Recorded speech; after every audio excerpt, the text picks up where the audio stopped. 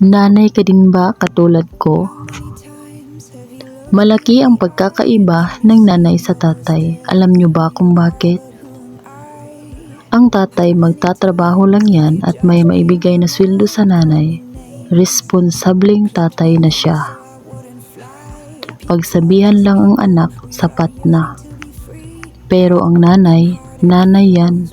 Simula sa paghihirap, sa pagdadala sa sinapupunan, hanggang sa mailuwal ang anak, hanggang sa pag-aalaga pag may sakit, pagtingin, pag-aasikaso, pagpapakain, paglilinis, pag-aalaga, paghatid sundo, pagluluto, paglalaba, pagtatanggol, kargo lahat ng nanay yan. May isa lang na di ka magampanan dyan, irresponsableng nanay ka na.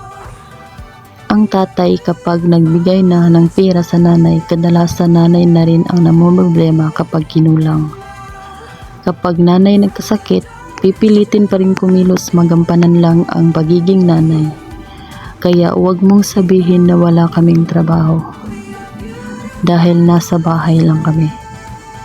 Hindi lahat ng nanay nakaranas nito. Pero kadalasan madami ang nakaranas nito, lalo na kung ikaw ay mahirap lang kagaya ko.